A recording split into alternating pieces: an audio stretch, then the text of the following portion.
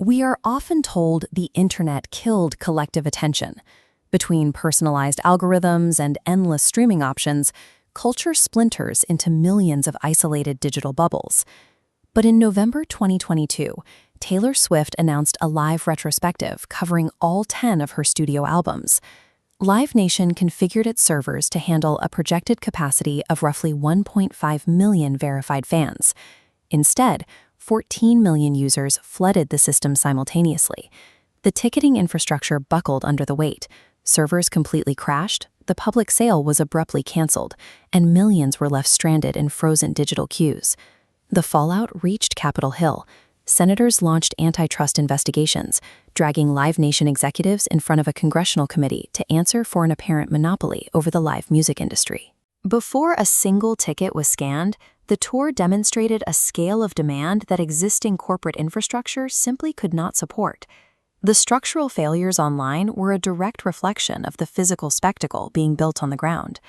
Swift trained to execute a 3.5-hour physical endurance test every night, performing over 40 songs divided into 10 highly choreographed thematic acts. To house this, stadiums were outfitted with massive digital displays, automated hydraulic risers, and projection mapping more common in Broadway theaters.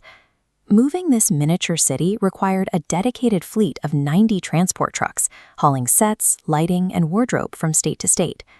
Over 10 million people attended these shows. They filled hotels, booked out local restaurants, and injected billions of dollars into regional transit and hospitality sectors, creating localized microeconomies dubbed Swiftonomics. This chart shows the total box office revenue for the highest-grossing tours in history. The Eras Tour generated $2.07 billion, becoming the first live music event to ever cross the $2 billion mark. The immense gravity of the production warped local economies, bringing enough capital to cities to force systemic changes wherever it landed. That massive influx of capital immediately attracted exploitation. In response to rampant ticket resale markups, lawmakers in Brazil and Australia drafted explicit anti-scalping legislation to aggressively cap secondary market prices. In Southeast Asia, the tour triggered diplomatic disputes. The Singaporean government secured the event by offering a multi-million-dollar grant, on the strict condition that Swift would not perform in any neighboring countries. Politicians across the Association of Southeast Asian Nations were furious. Leaders in the Philippines demanded diplomatic explanations, while the Thai Prime Minister publicly exposed the exclusivity clause, accusing Singapore of sidelining the rest of the region. The tour's immense scale also collided with environmental extremes. During a severe heat wave in Rio de Janeiro, strict venue regulations prevented attendees from bringing water into the stadium, resulting in the tragic heat exhaustion death of a young fan. By the time the production reached Europe, it had become a high-profile target. Austrian authorities uncovered and dismantled a major terrorist plot coordinated by ISIS sympathizers, forcing the cancellation of 3 sold-out shows in Vienna. Subsequent European tour stops saw an immediate deployment of armed tactical units and heavy police escorts to secure the stadium perimeters.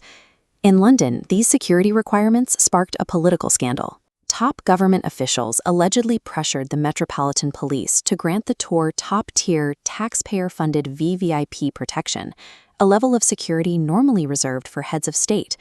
A pop concert had escalated into an event requiring diplomatic treaties, localized legislation, and counter-terrorism protocols. Recognizing the absolute leverage she held over the market, Swift began systematically bypassing the traditional corporate middlemen who govern the entertainment industry.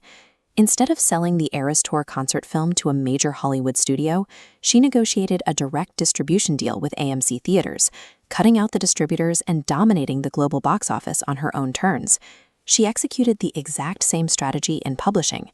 Rather than signing with a legacy book publisher, she launched her own imprint to release the official tour book directly to retail chains. But while she boxed out corporate giants, she redirected capital internally. By the end of the tour, Swift had distributed $197 million in bonus payments to her touring crew, including massive, life-altering checks for the truck drivers transporting her stage. We are often told that the internet permanently divided our attention, making true global consensus impossible. The math of the past 2 years proves otherwise.